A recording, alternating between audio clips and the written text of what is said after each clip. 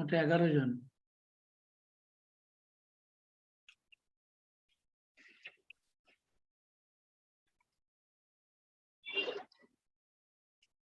মঞ্জুরদাকে বিচের পাড়ে বসে আছেন? মঞ্জুর ভাই, মঞ্জুর খান, আরে আউট হয়ে গেছে টেকনিক্যালি বেচারা। মঞ্জুর খান আউট। হ্যাঁ, আউট হয়ে গেলেন। হুম, সমুদ্র সৈকতে মনে হচ্ছে ইয়ে পাওয়া যাচ্ছে না। এই এসে গেছে, এসে গেছে মঞ্জুর খান, এসে গেছেন, এসে গেছেন।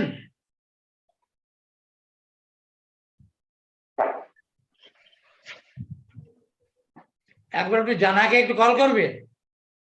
জানাদাকে কল করবো? আচ্ছা, আমি করে দিচ্ছি। করো করো, জানা প্রণব বাবু এসে গেছে। প্রণব স্যার চলে এসেছেন। হ্যাঁ, এখন বাকি রইল জানাদা। জানা, জানাকে বলো পদ্মাকেও ডেকে নিতে, আর মিশ্রকে কেউ একটু ফোন করো।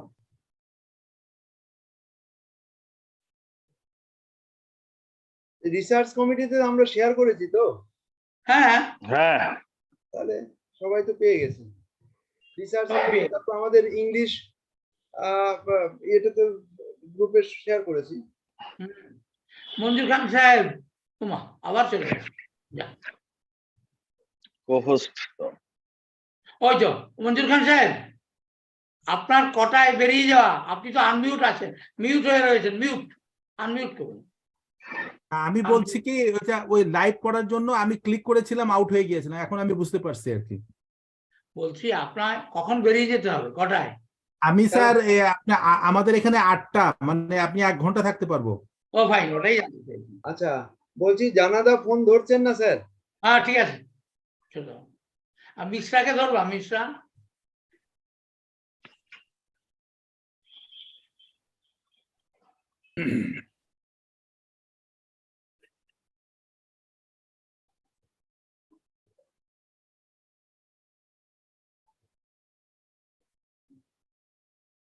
মনোজ দত্ত।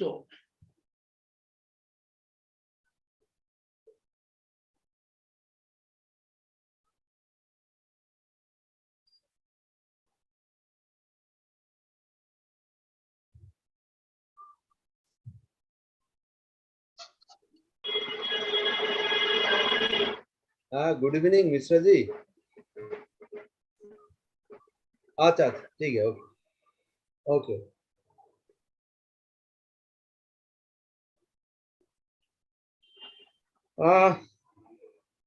মিশ্রা বাইরে আছেন, উনি কথা বলতে পারছেন না।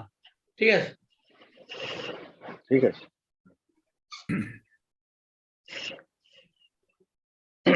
তাহলে স্যার শুরু করুন। আচ্ছা প্রণবজি, প্রণবজি আপনি পদ্মার সাথে একটু কথা বলুন না। আমি কথা বলছি, হ্যাঁ হ্যাঁ, আমি কথা বলছি।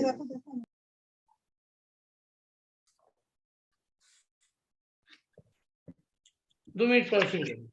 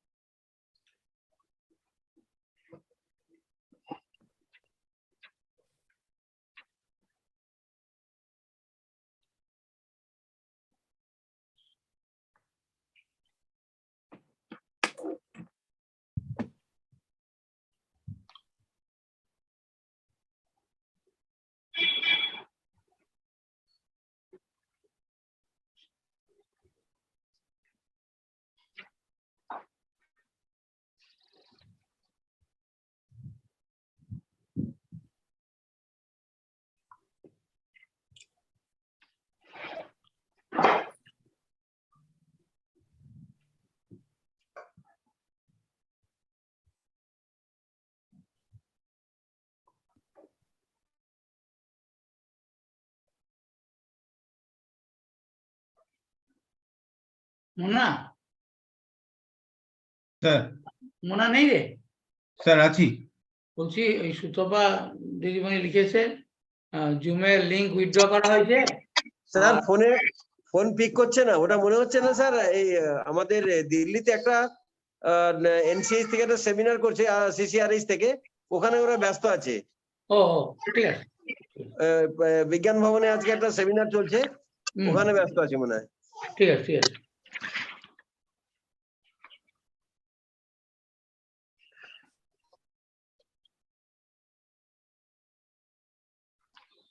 বলছি ইউটিউবে সারা শব্দ নেই, জুমের লিংক উইথড্র করা হয়েছে, কি করবি দেখ। তাহলে অলরেডি 23 জন জয়েন করেছে, বলুন এখন ট্রাই করতে। 5 মিনিট পরে অন করা হয়েছে তো? কিসে? জুমে? জুমে না, ইউটিউবে? হুম।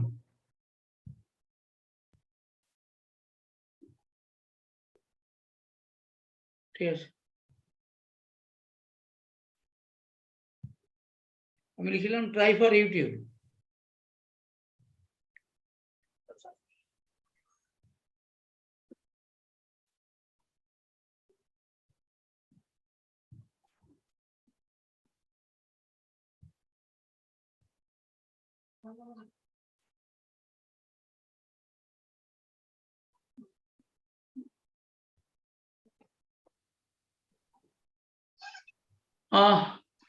শ্যামল, বিশ্বাস দা, আপনি হ্যাঁ শুরু দাদা। করুন, তাহলে স্টার্ট করুন।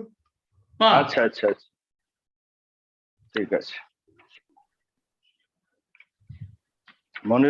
মনিরুজ্জামান ভাই রেডি তো? জি আমি রেডি আছি। ওকে, গুড ইভিনিং, শুভ সন্ধ্যা। আজকের এই মহতী অনুষ্ঠানে ভার্চুয়ালি উপস্থিত রয়েছেন দ্য ইনস্টিটিউট অফ রিয়েল হোমিওপ্যাথির প্রতিষ্ঠাতা চেয়ারম্যান এবং রিয়েল হোমিওপ্যাথির জনক স্যার ডক্টর শ্রী শ্যামল কুমার দাস মহাশয়। উপস্থিত আছেন দ্য ইনস্টিটিউট অফ রিয়েল হোমিওপ্যাথির কোর কমিটির সভ্যগণ। উপস্থিত রয়েছেন রিসার্চ অ্যান্ড ডেভেলপ কমিটির অন্যতম সদস্যগণ, ডক্টর অনিল সিংহালজি MD DM, doctor Pranab Chakraborty MD PhD. উপস্থিত রয়েছেন ডক্টর প্রবীর দাস এমডি। উপস্থিত রয়েছেন ডক্টর শিব নারায়ণ জানা। উপস্থিত রয়েছেন আমাদের অন্যতম সহযোগী ডক্টর মঞ্জুর খান সাহেব। উপস্থিত আছেন আমাদের সাথে ডক্টর মনীষনাথ ভট্টাচার্য মহাশয় সুদূর আসাম গুয়াহাটি থেকে। এছাড়া উপস্থিত রয়েছেন TIRH এর বাংলা, বাংলার তথা ভারতবর্ষ এবং পৃথিবীর বিভিন্ন জায়গায় অগণিত ছাত্রছাত্রী। সবাইকে শুভ সন্ধ্যা এবং অভিনন্দন জানাচ্ছি আজকের এই মহতী অনুষ্ঠানে। আপনারা জানেন 269তম জন্মদিন doctor Christian Frederick Samuel Hahnemann স্যারের আজকে। আমরা গর্বিত এবং আনন্দিত যে আজকের এই শুভক্ষণে আমরা উপস্থিত হতে পেরেছি এবং স্যার ডক্টর স্যামুয়েল হ্যানিম্যানের সম্মানার্থে এবং সাধারণ মানুষের কল্যাণের জন্য স্যার স্যামুয়েল হ্যানিম্যানের যে আবিষ্কার, যে কাজ উনি করেছেন তার প্রতি শ্রদ্ধা এবং স্যার স্যামুয়েল হ্যানিম্যানের প্রতি শ্রদ্ধা জানানোর জন্য আমাদের আজকের এই মিলিত হওয়া। আমরা জানাবো আমাদের প্রাথমিকভাবে যে কাজগুলো আমাদের, সেই কাজ যেমন স্যার স্যামুয়েল হ্যানিম্যানের প্রতিকৃতিতে মাল্যদান, প্রদীপ প্রজ্বলন, এই আনুষ্ঠানিক কাজ আমরা ইতিমধ্যেই সম্পন্ন করে ফেলেছি। আজকে আমরা অনুষ্ঠানের যেটা করব সেটা হচ্ছে যে মূল আলোচনাতে আমরা যাব। তার আগে স্যার স্যামুয়েল হ্যানিম্যানের ভার্চুয়ালি আমরা ট্রিবিউট জানানোর জন্য একটা প্রজেক্ট করা হয়েছে, সেটা আমি রিকোয়েস্ট করব ডক্টর মনিরুজ্জামান সাহেবকে উনি যেন শেয়ার করেন। ডক্টর মনিরুজ্জামান, জি, সবাইকে শেয়ার। Good evening. হ্যাঁ, আমি শেয়ার করছি।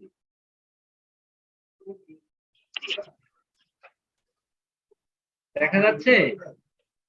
শুরু, হ্যাঁ হবে।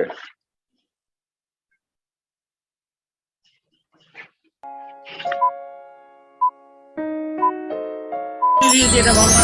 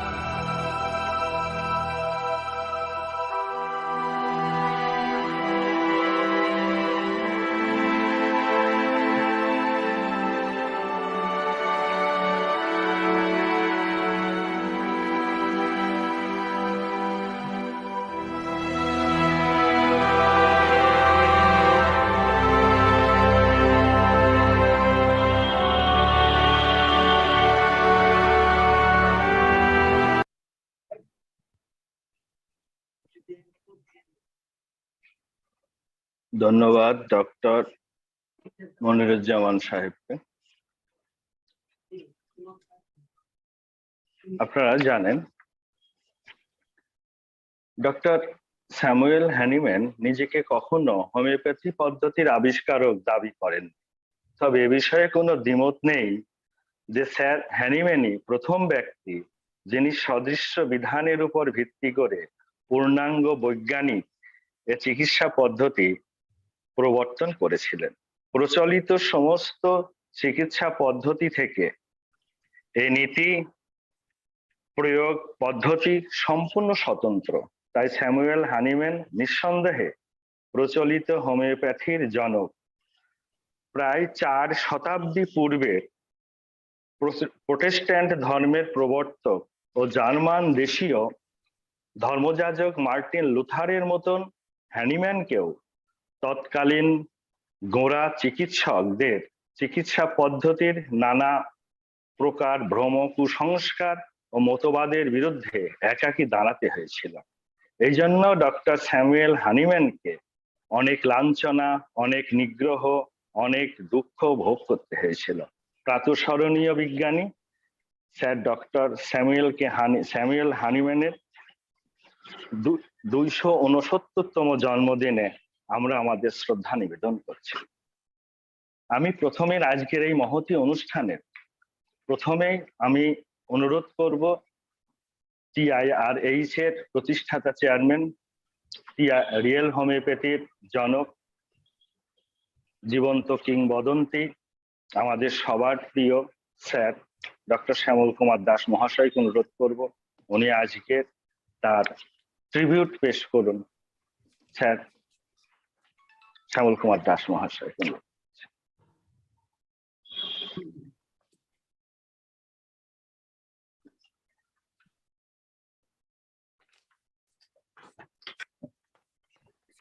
Yes, this is very valuable.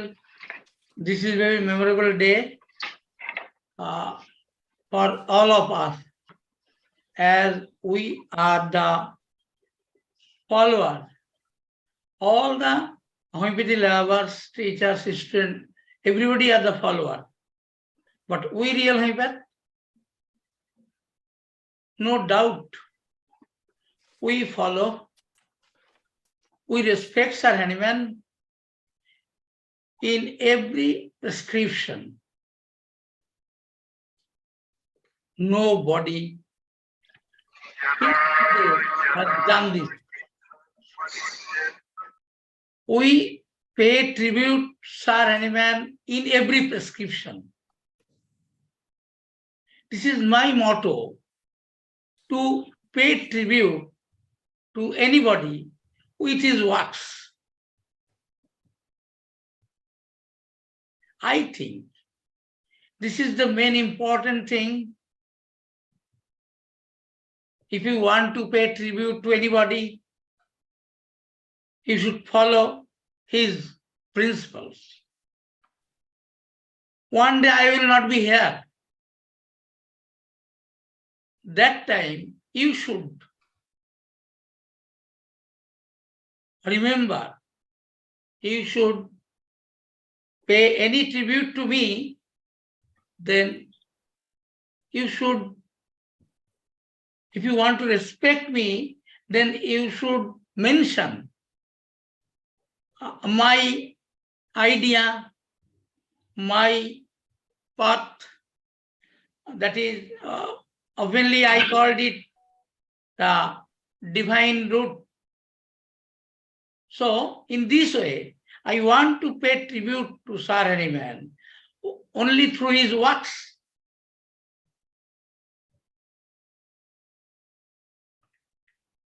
And I think by paying respect to that type of great, the only way is to follow his works, his writings, his instructions.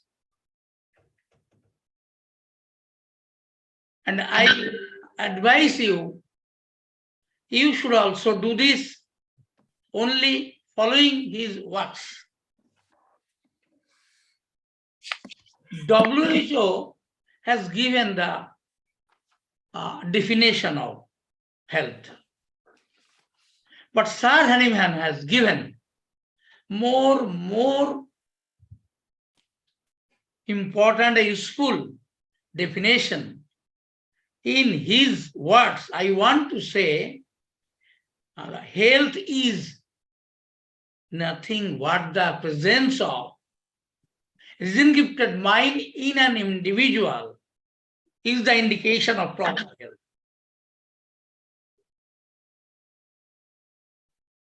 Someone has asked me one day that, sir, how can we recognize an individual is healthy?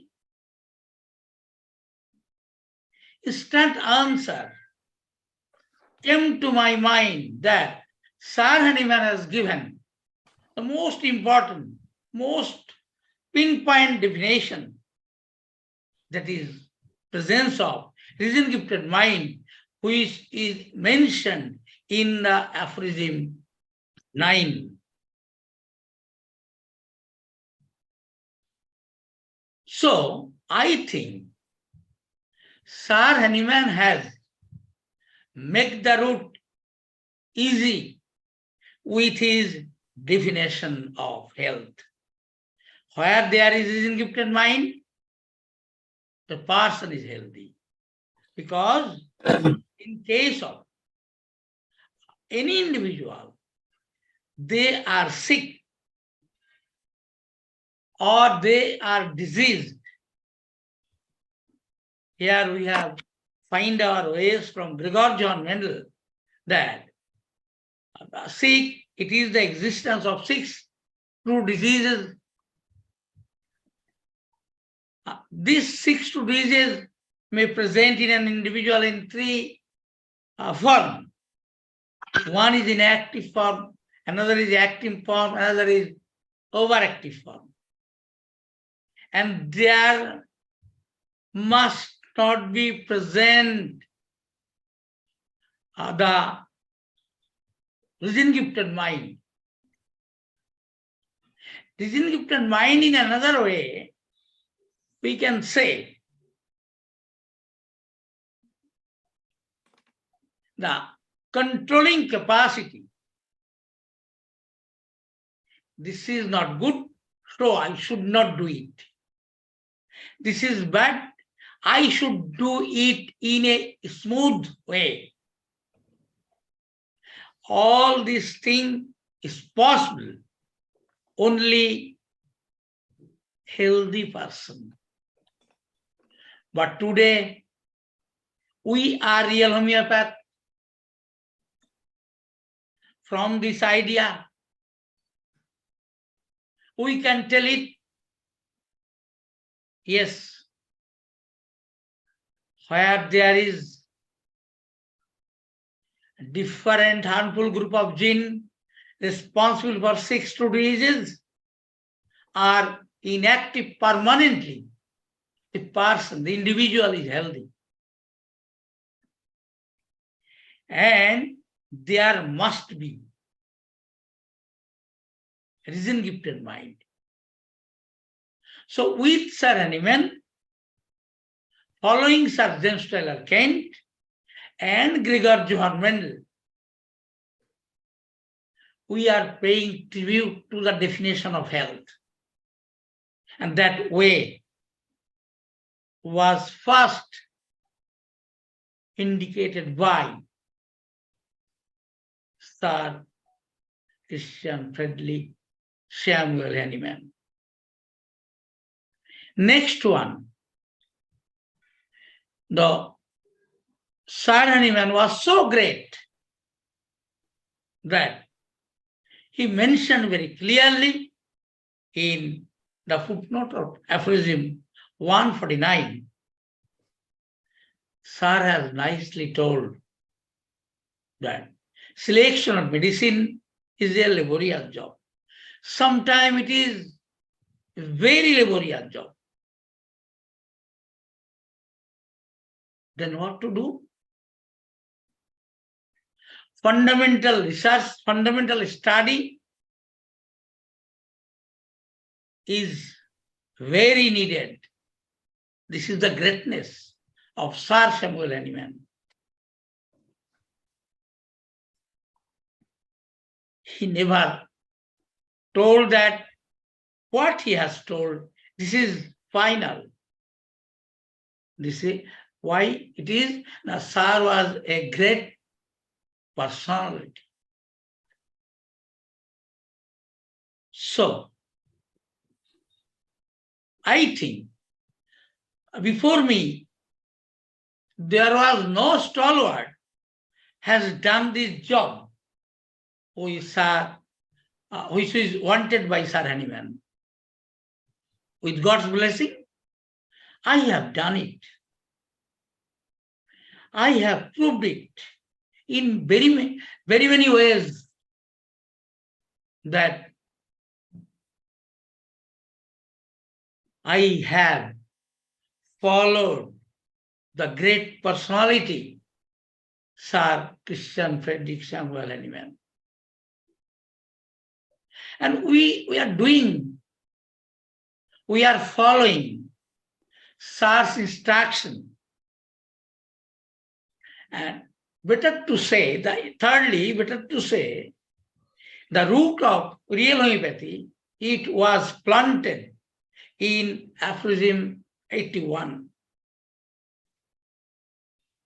Sir has mentioned very carefully, very nicely, although in his time there was no idea regarding genetics, but Sir's writing, Sir's instruction, it is from this very instruction we can say Sir had the idea of genetics in different ways.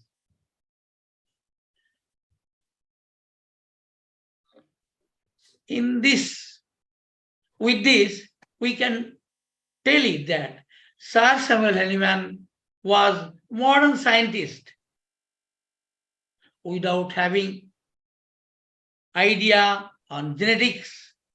He mentioned it very nicely that we are inherited different traits.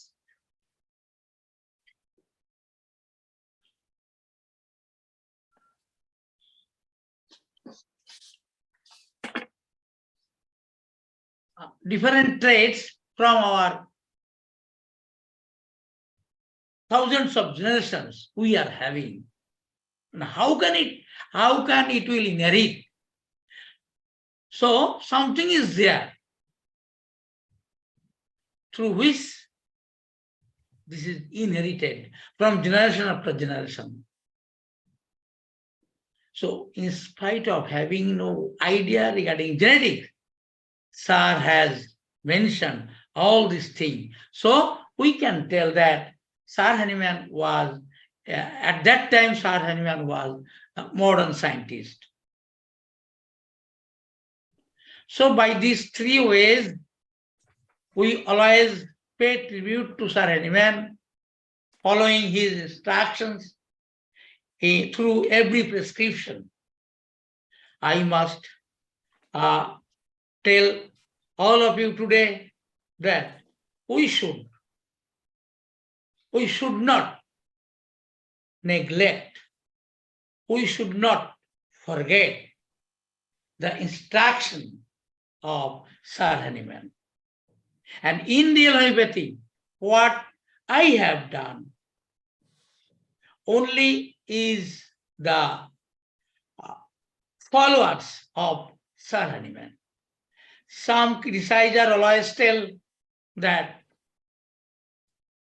I do not follow Sir Hahnemann, I do not follow Sir Kent, but the root of real homeopathy is planted in aphorism 81.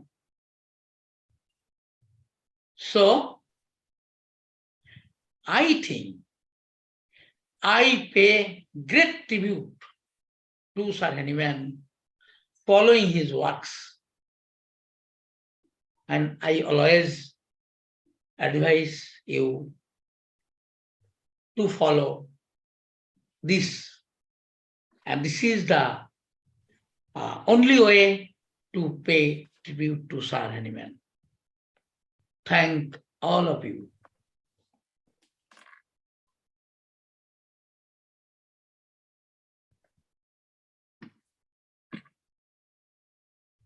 This is up to my speech. You proceed.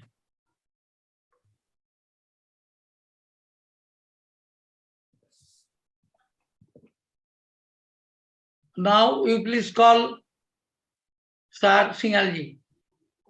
Yes. Now I request Dr. Anil Sinhalji to pay tribute and speak a few words on the occasion of 269th birth anniversary of Dr. Samuel Hahnemann. I welcome Dr. Anil Sinhalji. Please come and speak, sir. Anil Sinhalji. Okay, can everybody hear me? Yeah, Yes, sir. very nicely. Okay. Okay. You know, I'm a physician of modern medicine for a very long time, but I was impressed with homeopathy in 1988. So I've been interested in homeopathy since then, and I've been following Dr. Shamal Das for the last 2 years. I must say that I'm very much indebted to Hahnemann. He was not only a scientist, he was also a philosopher, saint, and a divine being. And he himself was continuously improving homeopathy, like modern medicine is being continuously improved. If you look at the heart disease, 50 years back, we only had few medicines. And then came the cardiac catheterization, then came the angiography, then came the bypass, then came the stenting, even now laser surgery. So it is the nature of medicine to improve. So I think homeopathic physicians have to understand homeopathy is also a dynamic science. And Dr. Shamal has done a great job in improving on the miasm theory of Hahnemann, which even many of his followers could not really follow properly. So as Hahnemann himself was trying to improve things, if he had lived 10, 20 more years, he probably would have done much more work in LM potencies. And his work in LM potency was still left and then was followed by Harimohan Chaudhary. And now the miasm concept is being followed much more deeply by Dr. Shamal also. Because I think people have not read homeopathic Hahnemann in great detail, and they have not contemplated, they have not meditated, they have not spent enough time. The homeopathy has become a commercial science, so they do not appreciate that how much potential is there in what Hahnemann taught and what we can do. And I really love his teachings and sayings. Should I share one or two of his sayings, if I can? Yes, sir. Yes.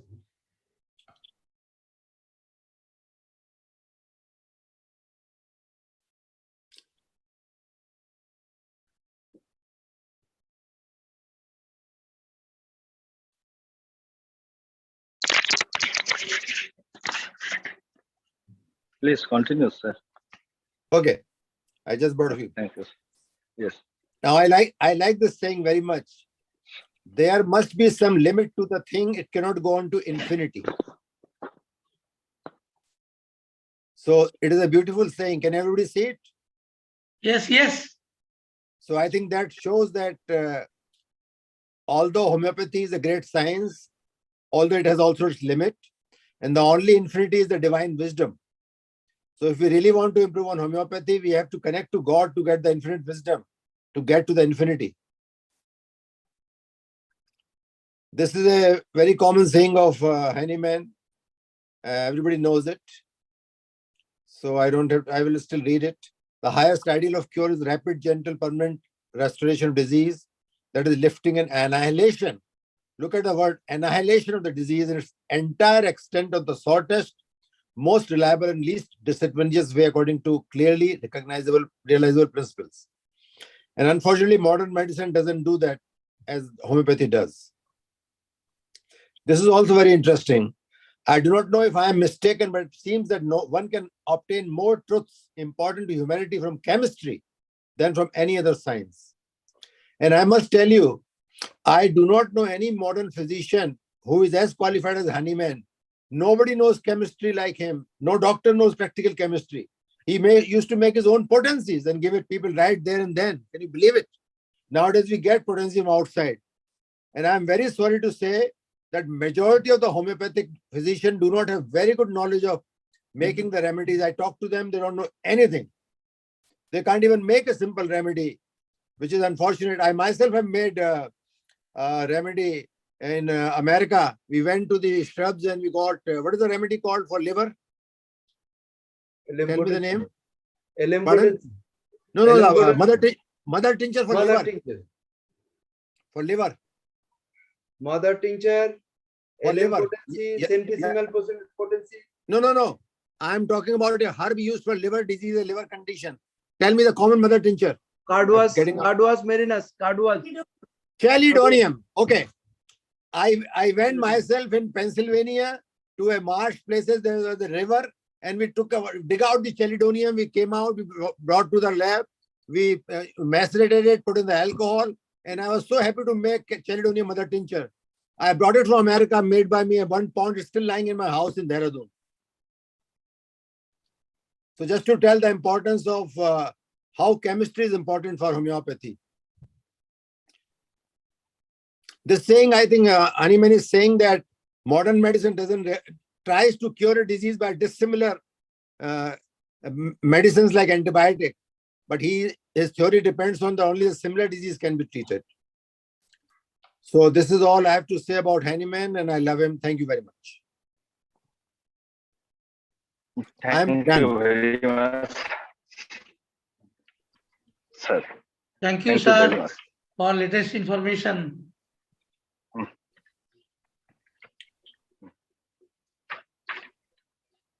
One last thing I want to mention about. Can I make one more thing? Pardon, sir? I have one more thing to say. Yes.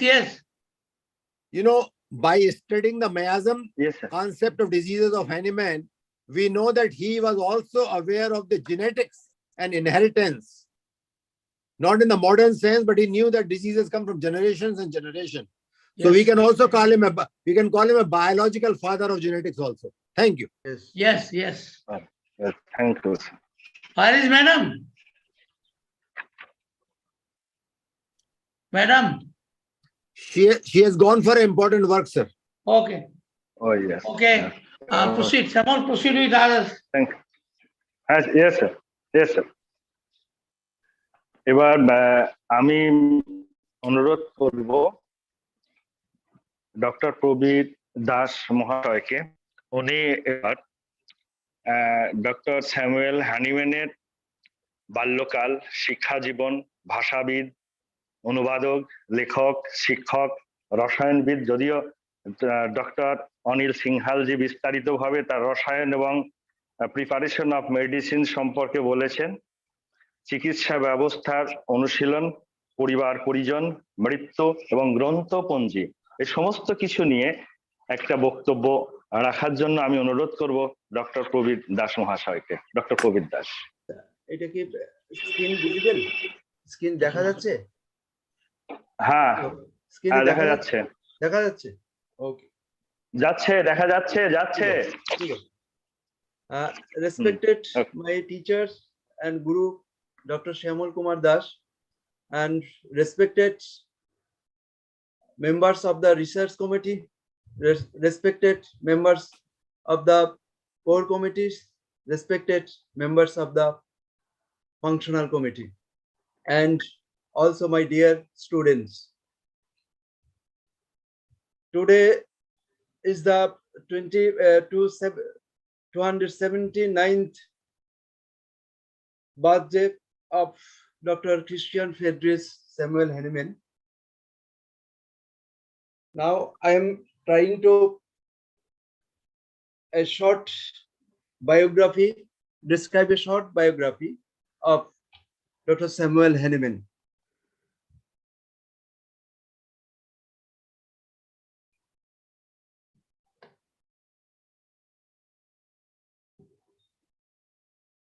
Dr. Samuel Hahnemann was born at Meissen in Saxony, near Dresden, Germany. He was the third child of porcelain painter Christian Gottfried Hahnemann, who worked in a porcelain factory. His mother's name was Johanna Christiana.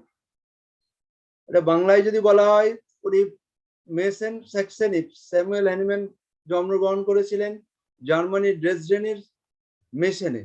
মেসেন বলে একটা শহরে জন্মগ্রহণ করেছিলেন। তিনি ছিলেন তার বাবা ছিলেন একজন পোর্সেলেন পেইন্টার। তার নাম ছিল ক্রিশ্চিয়ান গটফ্রাইড হ্যানিম্যান। তার মায়ের নাম ছিল জোহানা ক্রিস্টিয়ানা। এটা আমরা যে বাড়িটা দেখতে পাচ্ছি, এটা হচ্ছে birth place of doctor Hahnemann. এটাকে বলা হচ্ছে কর্নার হাউস ওই সময়টার। আর এই যে পিকচারটা দেখতে পাচ্ছি, এটা হচ্ছে হ্যানিম্যানের নেটিভ প্লেস, অর্থাৎ যেখানে তিনি যেই জায়গায় তিনি জন্মগ্রহণ করেছিলেন, মেসে। নেক্সট আমি সংক্ষেপেই বলার চেষ্টা করব, একদম সংক্ষেপে, কারণ অনেকগুলো স্লাইড আছে। নেক্সট হচ্ছে education. Owner education 1767 to 1779. Hahnemann got his primary education from his parents. হ্যানিম্যানের একদম বাল্য শিক্ষা হয়েছিল তার মা বাবার হাতেই, কারণ মা বাবা এত পুয়ার ছিলেন, যে এত গরিব ছিলেন যে তাকে স্কুলে পাঠানোর মতো একদম অবস্থা ছিল না। His father was too poor to afford education to his only male child. হ্যানিম্যানের আমরা যে এই বিল্ডিংটা দেখতে পাচ্ছি, এটা হচ্ছে হ্যানিম্যানের প্রথম school. Hahnemann school admitted in 1767। হ্যানিম্যানের স্কুলের নাম saint Afra princess town school of Meissen, অর্থাৎ এইটা হচ্ছে হ্যানিম্যানের প্রথম বাল্যকালের স্কুল। হ্যানিম্যান যখন স্কুল ছেড়ে যাচ্ছিলেন, তখন উনি একটা এসে লিখেছিলেন, essay prepared on living princess school, the wonderful construction of human hand. ওনার একদম ওই স্কুল লিভিং সময় এই একটা এসে তিনি লিখেছিলেন। Next, at the age of 20, 1775, he left for Leipzig for higher studies in medicine. He took his father's advice to heart. Prove all things, hold fast that which is good. There in Leipzig, he earned bread and butter by teaching French and German and translating books from other languages. তিনি লিপজিগে যখন পড়াশোনা করতে গেলেন, তখন তার যে পড়াশোনার খরচ সেটা চালাতে হতো তাকে ফ্রেঞ্চ, জার্মান এর বঙ্গা অনুবাদ করে। For he had become in between a master of about dozen of language. অর্থাৎ তিনি এই ট্রান্সলেশন করতে করতে অনেকগুলো ল্যাঙ্গুয়েজ তিনি শিখে ফেলেছিলেন। এর মধ্যে English, German, French, Greek, Italian, Latin, Arabic, Syriac, Chaldaic and Hebrew, এই ধরনের অনেকগুলো ল্যাঙ্গুয়েজ তার জানা হয়ে গেছিল সেই পড়াশোনার সময়তেই। দেন আমরা আসবো medical education.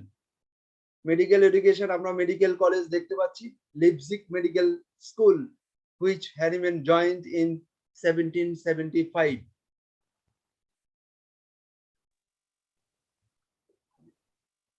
Medical education, clinical practice. At Vienna, at Brothers of Mercy Hospital, Dr. von Querin was his favorite guide there. After one term of further study, Hahnemann graduated with a medical degree, MD degree, with honors from the University of Erlangen on 10th August 1779. His poverty may have forced him to choose Erlangen as the school's fees were lower than in Vienna. Hahnemann's MD thesis was titled A Dissertation on the Causes and Treatment of Spasmodic Diseases.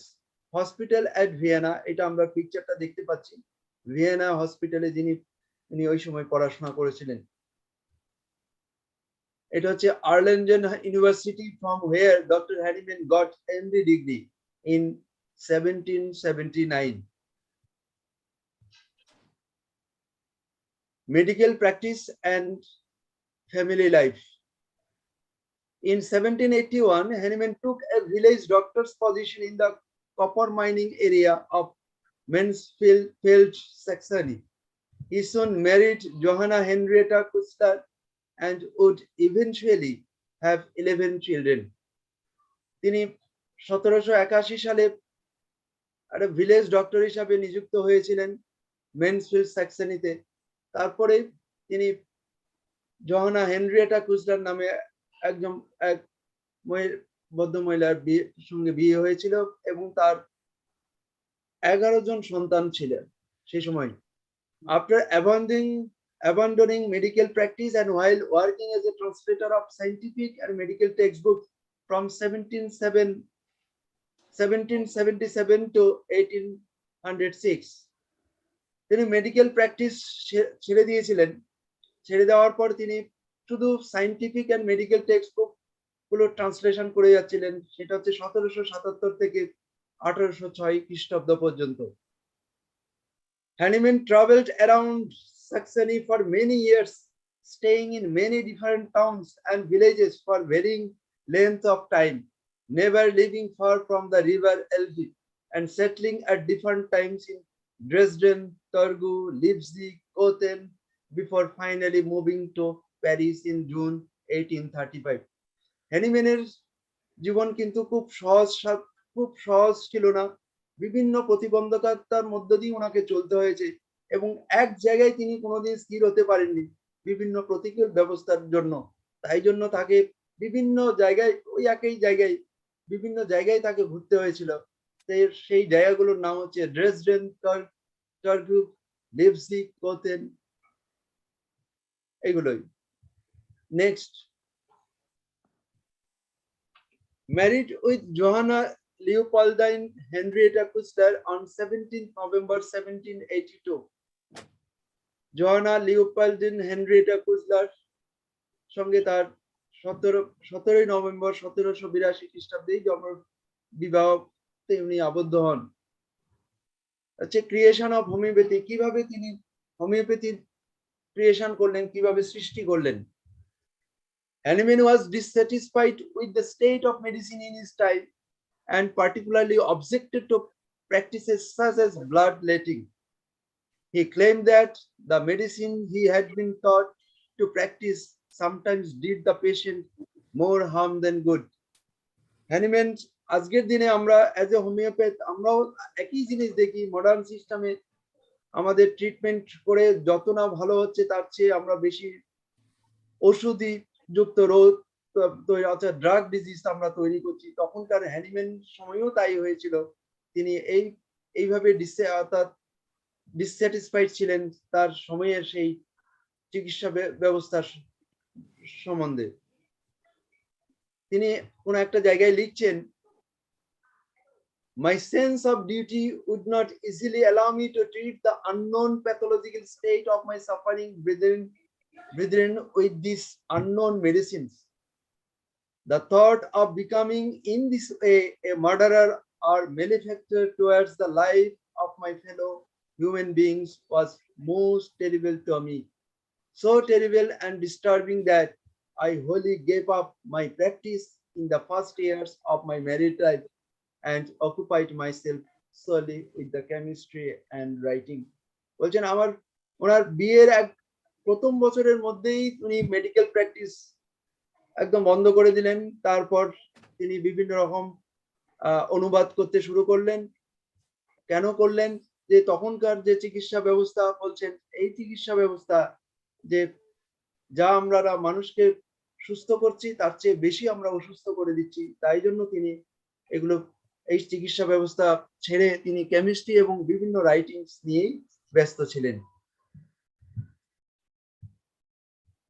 আমরা এখানে দেখতে পাচ্ছি as a chemist ইনি একজন best ভালো chemist ছিলেন। বিভিন্ন কেমিস্ট্রির বিভিন্ন পরীক্ষা নিরীক্ষাও করেছেন। এর বিস্তৃত এখানে বলার সময় নেই, তাই জাস্ট অ্যাজ এ কেমিস্ট আমরা উনি যে ভালো কেমিস্ট ছিলেন সেটা আমরা জেনে গেলাম। দেন ডিসকভারি অফ হোমিওপ্যাথি, কিভাবে তার ডিসকভারি হোমিওপ্যাথি কিভাবে ডিসকভারি করেছিলেন উনি, সেই ডিসকভারির মেটিয়া মেডিকা মিস্টার উইলিয়াম কুলেন যে মেটিয়া মেডিকা সেই ফার্স্ট পেজটা আমরা কভার পেজটা দেখতে পাচ্ছি এখানে। সেই তার হ্যানিম্যানের হোমিওপ্যাথি আবিষ্কার তার সঙ্গে তুলনা করা হচ্ছে নিউটনের আপেল পড়ার জন্য যে তিনি আবিষ্কার করলেন যে গ্র্যাভিটেশনাল ফোর্স, সেই তার সঙ্গে আবিষ্কার হয়েছে হ্যানিম্যানের যে সিনকোনা বার্গ টু হ্যানিম্যান, অর্থাৎ সিনকোনা বার্গের সঙ্গে যে হোমিওপ্যাথির আবিষ্কার হলো সেটার সঙ্গে তিনি তাকে কম্পেয়ার করা যায় নিউটনের যে আপেল মাটিতে আপেল পড়ার জন্য যে গ্র্যাভিটেশনাল ফোর্সটা আবিষ্কার করেছিলেন। এখানে অনেক লেন্দি লেখা আছে, আমি জাস্ট একটু রিডিং করে যাচ্ছি। After giving up his practice around 1784 Hahnemann made his living chiefly as a writer and translator. While translating William Cullen's a treatise on the Metia Medica, Hahnemann encountered the claim that Cincuna, the bark of Peruvian tree, was effective in treating malaria because of its bitterness of taste. Hahnemann believed that other bitter substances are not effective against malaria and began to research Cincuna's effect on the human body by self-application, noting that the drug induced malaria-like symptoms in himself. He concluded that it would do so in any healthy individual. অর্থাৎ তিনি William কোলেন্সের মেটিয়া Medica অনুবাদ করতে গিয়ে দেখলেন যে উনি লিখলেন একটা জায়গায় বলে সিনকুনা বার্গ যে ম্যালেরিয়া সারিয়ে দেয়। কেন সারায়? তার বিটার টেস্টের জন্য। কিন্তু হ্যানিম্যান তার ইন্টেলেকচুয়াল মাইন্ড সেটাকে কিন্তু স্বীকার করে নিলেন না। তিনি বললেন যে না, বিটার সাবস্টেন্স আরো আছে, তাহলে তারাও তো এরকম ম্যালেরিয়া সারাতে পারে। কিন্তু তিনি কি করলেন, এইটাকে প্রমাণ করার জন্য প্রুভ করার জন্য কি করলেন, নিজেই পেরুয়ান সিনকুনা বার্গ নিজেই খেলেন। এরকম 2-3 দিন যাবত খেয়ে নিলেন, খাওয়ার পরে দেখলেন যে তার মধ্যে ম্যালেরিয়ার মতো সিমটমস প্রডিউস করেছে। তাই তিনি এখান থেকে সিদ্ধান্ত নিলেন যে যেই সিমটমস যেই সাবস্টেন্স জন্য একটা হেলদি মানুষের মধ্যে সিমটমস প্রডিউস করে, সেই ধরনের সিমটমস যদি আমরা সিক পিপলের ক্ষেত্রে পাই তাহলে সেই মেডিসিন দিয়ে তাকে আমরা সুস্থ করতে পারি। এইভাবে তিনি সিমিলিয়া প্রিন্সিপালের আবিষ্কার করলেন। This led him to postulate a healing principle that which can produce a set of symptoms in a healthy individual can treat a sick individual who is manifesting a similar set of symptoms. This principle, like cures like, become the basis for an approach to medicine which he gave the name homeopathy. এই homeopathy নামটা কোথায় তিনি প্রথম, কোন আর্টিকেলে তিনি প্রথম বললেন? He first used the term homeopathy in his essay Indication of Homeopathic Employment of Medicine in Ordinary Practice, published in Whipland's Journal in 1796 is the year of birth of homeopathy. এই 1796 কে বলা হচ্ছে হোমিওপ্যাথির জন্মবৎস।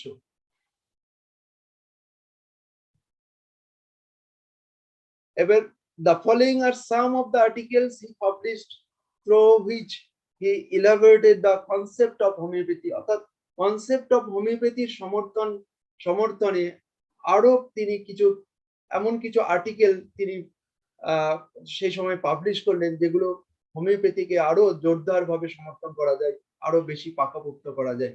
সেই ধরনের আর্টিকেলস গুলো হচ্ছে এগুলো। Just আমি একটু রিডিং করে যাচ্ছি। প্রথম হচ্ছে ল অফ মিনিমাম, অর্থাৎ মিনিমাম ডোজ ইউজ করতে হবে। ফার্স্ট যেটা বলা হচ্ছে on the power of small dose of medicine in general and of Velodina in particular, 1801, wherein he explained about the result of the infinitely small doses of medicine on the morbid state. The nearer the disease approaches the acute character, the smaller are the doses of medicine. এখানে তিনি law of minimum ডোজের কথাই বলেছেন, এটাকেই তিনি এইভাবে establish করেছেন। Asclepius in the Valence 1805, which questioned the then prevalent medical system about the lack of progress in the science. বলছেন এই Asclepius in Valence 1805 এ তিনি তখনকার যে প্রিভেলেন্ট মেডিসিন সিস্টেম ছিল, বলছে এই মেডিকেল সিস্টেম 2000 বছর আগে যা ছিল এখনো তাই আছে, এতটুকুনি প্রোগ্রেস করতে পারেনি। তিনি তখনকার সময়ে এটাকে এইভাবেই সমালোচনা করেছেন, ক্রিটিসাইজ করেছেন। Next, medicine of experience 1805, which is considered as the forerunner of the medical philosophy. Dr. Hahnemann later published as Organon of the Healing Art, Organon der Rationally Health, in the precursor of Organon of Medicine. Medicine of experience 1805, এইটাকেই বলা হচ্ছে অর্গাননের just আগের stage. এইটাই উনি একটু সুন্দরভাবে present করেছিলেন অর্গাননের first addition হিসেবে, medicine of experience. Next, on the value of speculative system of medicine, especially as views in connection with the usual method of practice with which they have been associated, 1808. This work questions the efficacy of conventional system of medicine and their artistically compounded recipe. অর্থাৎ সেই সময়ের যে medicine system ছিল, সেই সময় যে বিভিন্নভাবে তারা কম্পোজিশন করে মেডিসিন তৈরি করতেন, সেইগুলো নিয়ে তিনি সমালোচনা করেছিলেন এই আর্টিকেলে। অপোজিশন টু হোমিওপ্যাথি, হোমিওপ্যাথি যে আজকের এই জায়গায় এসছে, তখনকার সময়ে হোমিওপ্যাথি নিয়ে কিন্তু মানে বিশাল একটা অপোজিশনের মধ্যে পড়েছিলেন এবং তাকে বিভিন্ন জায়গায়, ওই জন্য তাকে বিভিন্ন জায়গায় বিভিন্ন সময়ে থাকতে হয়েছে। কেউ তাকে বিভিন্নভাবে তাকে বিভিন্ন সমালোচনার মধ্যে পড়তে হয়েছে। Opposition to homeopathy, T L. Bradford, একজন বিখ্যাত জীবনীকার হ্যানিম্যানের, the immortal historian of homeopathy, in his work life and letters of Hahnemann says, the publication of this Organon of Rational Art of Healing was the signal of commencement of a violent warfare against Hahnemann. He was attacked in the medical journals of the day, and pamphlets were culminated against him and his strange doctrine. He was called a charlatan, a quack, and ignoramus. অর্থাৎ সেই সময় টি.এল. Bradford তার একজন homeopathic historian লিখছেন, যখন Organon of মেডিসিনের first addition publish হলো, তখন কিন্তু তার উপর বিভিন্নভাবে বিভিন্ন কমেন্টস করেছেন, বিভিন্ন বাজেভাবে কমেন্টস করেছেন তার উপর, তার সম্বন্ধে, এবং বিভিন্ন জার্নাল বেরিয়েছে, অ্যান্টি হোমিওপ্যাথিক জার্নাল বেরিয়েছে, তার নামে প্যাম্পলেট ছাপানো হয়েছে, বিভিন্ন জায়গায় প্রচার করা হয়েছে যে এই লোক, ইনি যা ট্রিটমেন্ট করছেন এটা মোটেই ঠিকঠাক ট্রিটমেন্ট করছেন না, অর্থাৎ তাকে তখনকার দিনে কোয়াক, চার্লাটন এই ধরনের নামে অভিহিত করেছিলেন। After stringent opposition and time-consuming red tapeism, Hahnemann was allowed to deliver lecture in Leipzig University, but it had to stop soon. কিন্তু এর পরেও তাকে লিপজিগ ইউনিভার্সিটিতে লেকচার দেওয়ার কথা বলেছে, সুযোগ দেওয়া হয়েছিল, কিন্তু আলটিমেটাম তার এটার সম্বন্ধে ষড়যন্ত্র করে তাকে একটা সময় সেখান থেকেও বের করে দেওয়া হয়। নেক্সট ঘটনা হচ্ছে after death of prince Schwarzenberg prohibited Hahnemann from dispensing in medicine by the royal receipt of 13th November 1820. সোয়ার্জেনবার্গ ছিলেন নেপোলিয়নের বিরুদ্ধে একজন সেনাবাহিনীর একজন কমান্ডার ছিলেন, নেপোলিয়নের বিরুদ্ধে যুদ্ধ করেছিলেন জার্মানির হয়ে। সেই সময়ে সেই সোয়ার্জেনবার্গকে ট্রিটমেন্ট করেছিলেন হ্যানিম্যান। হ্যানিম্যান তাকে সুস্থও করে দিয়েছিলেন, কিন্তু সোয়ার্জেনবার্গ কি করলেন, সুস্থ হওয়ার পরে আবার তার মদ বিভিন্ন ধরনের নেশা করতে আরম্ভ করলেন, একটা সময় উনি মারা গেলেন। কিন্তু হ্যানিম্যানের বিরুদ্ধ পার্টি যারা সমালোচনা তারা বললেন না, হ্যানিম্যানের জন্যই সোয়ার্জেনবার্গ মারা গেলেন। তার জন্য কি করা হলো, তাকে সেই জায়গা থেকে তার প্র্যাকটিস বন্ধ করা হলো, তাকে সেখান থেকে তাড়িয়ে দেওয়া হলো। আজকের দিনেও কিন্তু হোমিওপ্যাথি নিয়ে আমরা কম সমালোচনার মুখোমুখি নয়, এবং অনেকভাবে আমাদের প্রতি বিভিন্নভাবে বিদ্বেষমূলক বিভিন্নভাবে সমালোচনার মুখাপেক্ষী আমাদের হতে হয়। এত কিছুর মধ্যেও একটা ভালো সংবাদ ছিল 1821 in June 1821 amidst the antagonism of allopaths, pharmacists and government of officials, Duke Ferdinand of Anhalt-Köthen gave Hahnemann permission to live and practice homeopathy in Köthen, where he subsequently elected as a privy councillor. এত কিছু সমালোচনা মধ্যেও এত allopath ফার্মাসিস্টরা বিভিন্নভাবে তার বিরুদ্ধে লেগে গেছেন, তার মধ্যেও 1821 সালে ডিউক ফার্দিনান্দ, কোতেনের ডিউক ফার্দিনান্দ কি করলেন, তাকে তার জায়গায় প্র্যাকটিস করার অনুমতি দিলেন এবং তাকে একজন কাউন্সিলর হিসাবে নিযুক্ত করলেন। এইটা হচ্ছে কোতেনের সেই বাড়ি, Koethen house at Koethen, where he got first time official permission to start practice of homeopathy in 1821. এইটা হচ্ছে সেই বাড়ি যেখানে হ্যানিম্যান প্রথম তিনি হোমিওপ্যাথি প্র্যাকটিস করার পারমিশন পেয়েছিলেন। এগুলো হচ্ছে হ্যানিম্যানের রুম, হ্যানিম্যানের লাইব্রেরি, রিডিং রুম।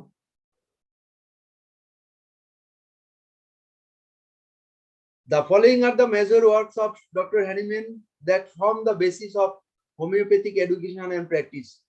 এই যে কতগুলো ওয়ার্কস, বিখ্যাত তার কতগুলো রচনা, যেগুলো কিন্তু হ্যানিম্যানের প্র্যাকটিস এবং হ্যানিম্যান হোমিওপ্যাথিক এডুকেশনের খুব সহায়ক হয়। এইগুলো অর্থাৎ এই রচনা ছাড়া হোমিওপ্যাথি ঠিকঠাক করা যায় না। অর্থাৎ হোমিওপ্যাথি করতে গেলে আমাদেরকে এগুলো সম্বন্ধে বিস্তারিত জানতেই হয়। যেমন হচ্ছে অর্গানো মেডিসিন উনার জীবৎকালে তিনি 5টা এডিশন করে দিয়ে গেছিলেন, 6 এডিশন উনি রেখে দিয়ে গেছিলেন, কিন্তু সেটা তার জীবৎকালে প্রকাশিত হয়নি। মেটিয়া মেডিকা পিউরা, যেটা তিনি প্রুভড মেডিসিন গুলো মেটিয়া মেডিকা পিউরাতেই তিনি লিপিবদ্ধ করে দিয়ে গেছেন। The chronic disease, their peculiar nature and their homeopathic cure. The chronic disease, এই chronic disease আবিষ্কার করার জন্য, সোরার আবিষ্কারের জন্য ওনাকে 12 বছর পরিশ্রম করতে হয়েছিল। সেই 12 বছর পরিশ্রম করার পরে তিনি বললেন যে psora is the mother of all chronic disease, psora is the soil of all chronic disease.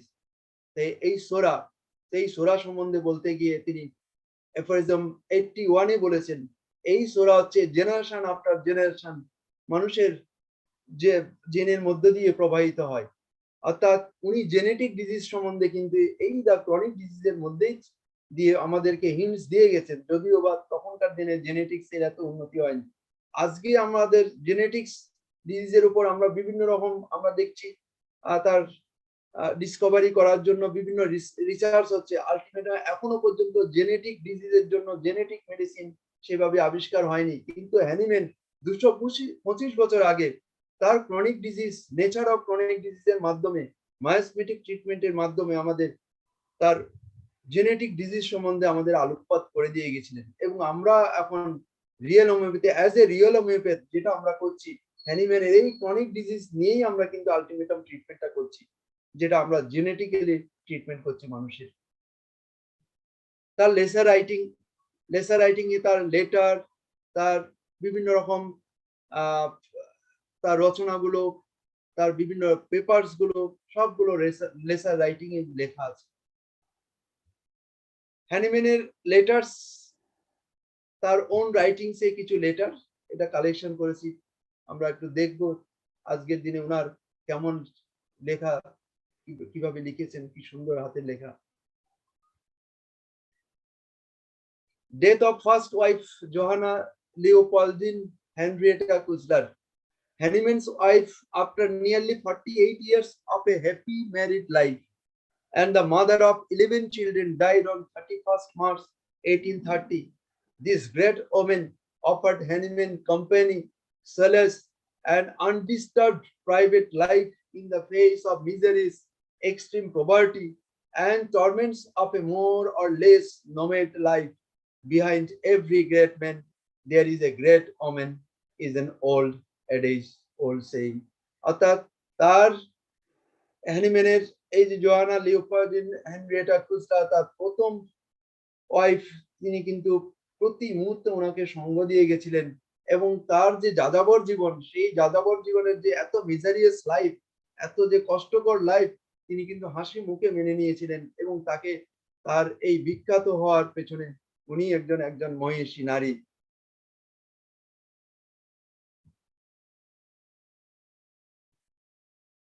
Owner second marriage at the age of 80 years, 32-year-old Madame Melanie de Harveley, 18th January 1835.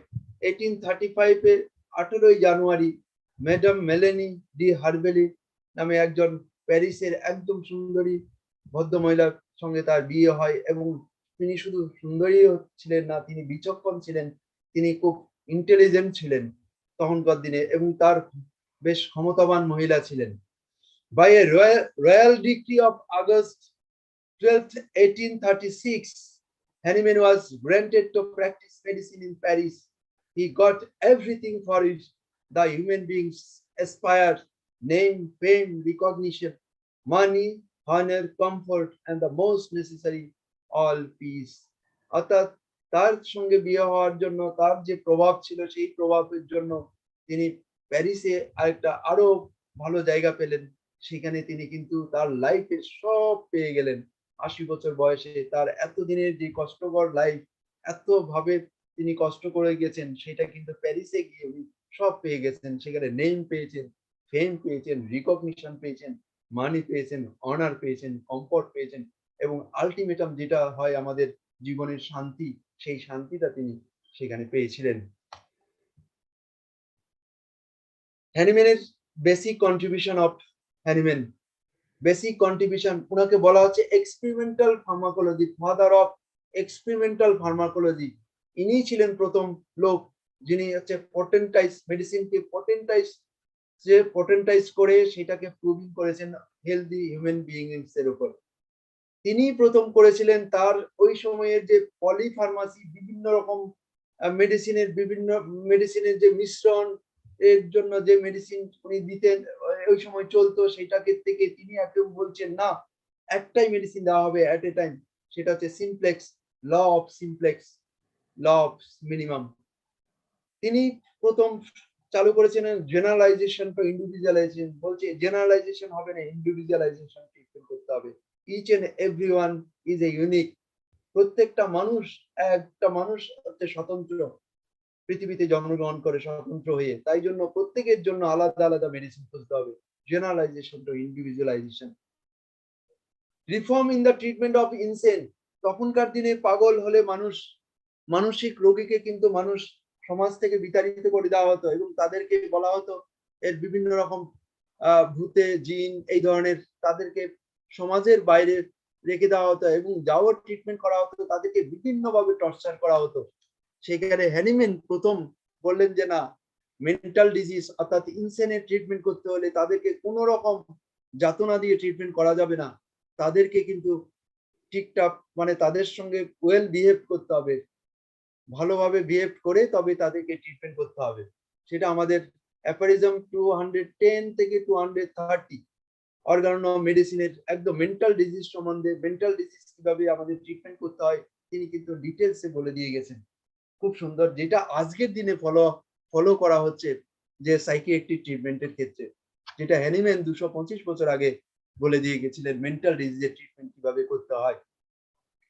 Holistic medicine, homeopathy considers the man as a whole, not just his individual parts. The holistic medicine নিয়ে আজকের সারা পৃথিবীতে ছাড়া পড়ে গেছে যে holistic treatment করতে হবে, as a whole treatment করতে হবে। কিন্তু হলিস্টিক মেডিসিনের কথা প্রথম হ্যানিম্যান বলেন এবং তিনি সেটাকে বাস্তবায়িত করেন।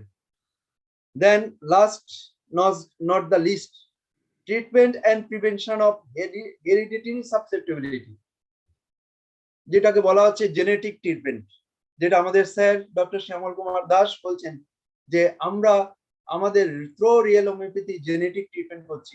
সেই জেনেটিক ট্রিটমেন্টের যিনি রিয়েল হোমিওপ্যাথিতে হ্যানিম্যান প্রথমবার বলে দিয়ে গেছেন আমাদের অর্গানোনম মেডিসিনের অ্যাফারিজম 284 6th এডিশনের ফুটনোটে বলে দিয়ে গেছেন। সেই ফুটনোটটা আমি একটু করে পড়ে শোনাচ্ছি। But the case of mothers in their pregnancy by means of mild antibiotic treatment, especially with sulfur dynamization prepared according to the direction in this edition, is indispensable in order to destroy the sora, that producer of the most chronic diseases, which is given them hereditarily, destroy it both within themselves and in the fetus, thereby protecting posterity in advance. This is true of pregnant women thus treated. They have given birth to children usually more healthy and stronger, to the astonishment of everybody. A new confirmation of the great truth of the Sora theory discovered by me.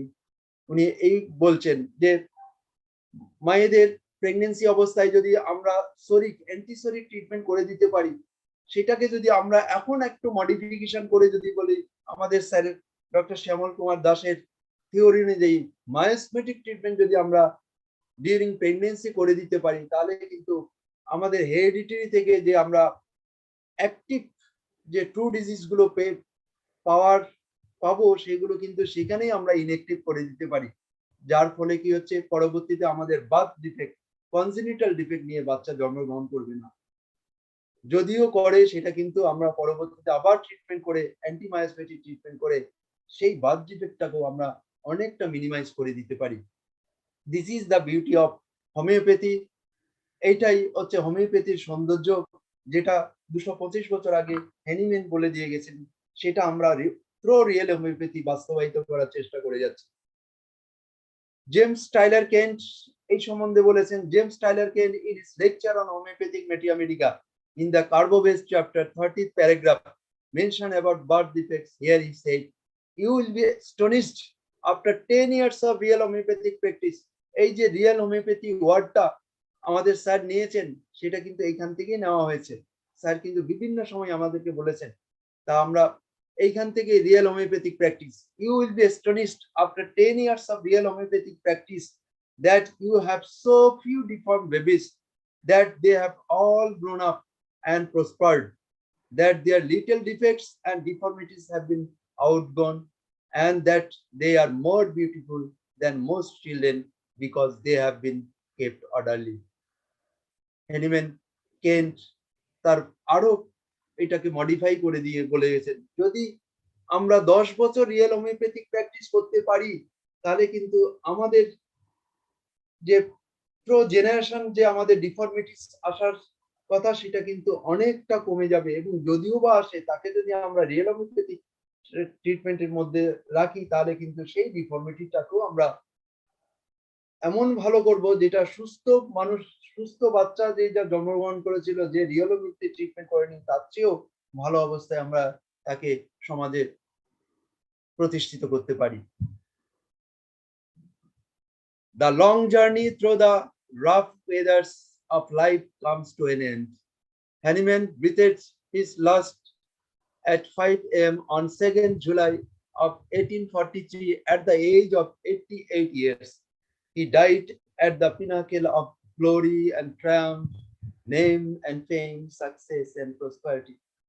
উনি 1843 খ্রিস্টাব্দের 2nd July সকাল 5টায় এই ধরাধাম ছেড়ে তিনি আমাদের বিদায় নেন। ইনি তার মৃত্যুর আগে পর্যন্ত তার বিখ্যাত হয়েই কিন্তু উনি পৃথিবীতে থেকে চলে গেছেন।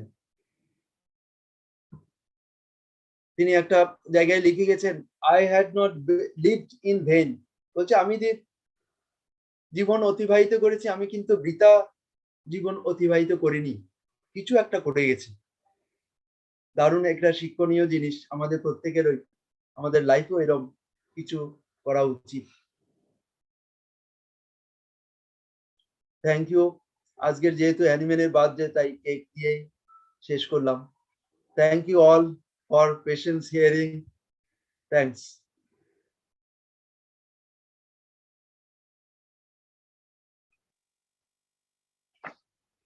ইনস্টিটিউটের পক্ষ থেকে ডক্টর প্রবীর দাস মহাশয়কে অনেক ধন্যবাদ এবং অভিনন্দন জানানো হচ্ছে। আসলে স্রোতের বিপরীতে চলা এক শ্রেণীর মানুষই থাকে যারা স্রোতের বিপরীতে চলতেই বেশি পছন্দ করেন। আমরা দেখেছি ডক্টর স্যামুয়েল হ্যানিম্যান কত লড়াই কত আন্দোলন করতে হয়েছিল তার মতো পথ প্রতিষ্ঠা করতে।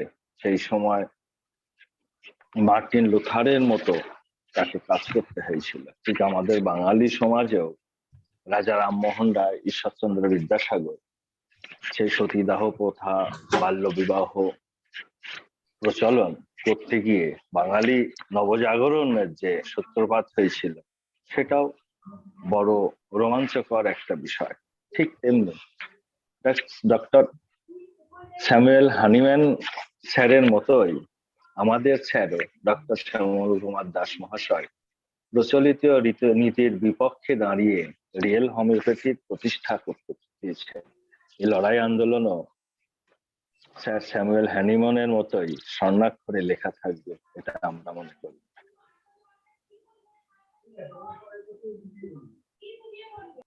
আজকে স্যার স্যামুয়েল হ্যানিম্যানকে যেমন আমরা প্রণাম জানাচ্ছি তার শুভ জন্মদিন, সেই সাথে আমরা প্রণাম জানাতে চাইছি আমাদের শ্রদ্ধেয় স্যার ডক্টর শ্যামল কুমার দাস মহাশয়কে তার নতুন সৃষ্টির জন্য। আপনি অনেক দিন বাঁচুন স্যার, আমাদের সাথে থাকুন, আমাদের আর এগিয়ে নিয়ে চলুন। এবার আমি বক্তব্য রাখার জন্য, বক্তব্য বলতে স্যার স্যামুয়েল হ্যানিম্যানের প্রতি শ্রদ্ধা জানিয়ে তার কর্মকাণ্ডকে বিস্তারিতভাবে আমাদের জানানোর জন্য আমি ডক্টর প্রণব চক্রবর্তী মহাশয়কে তার মূল্যবান বক্তব্য রাখার জন্য অনুরোধ করছি। ডক্টর প্রণব চক্রবর্তী মহাশয়।